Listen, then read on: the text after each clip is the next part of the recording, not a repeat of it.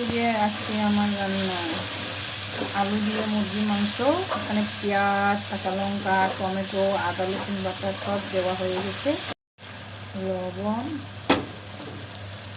হলুদ দিয়ে দিচ্ছি, জিরে গুঁড়া, ধনে গুঁড়া, লাল লঙ্কার গুঁড়া,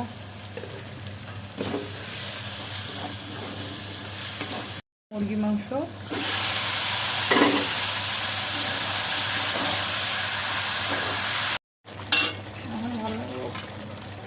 এখন দিয়ে দিচ্ছি টক দই দিয়ে ভালো করে কষিয়ে নিব।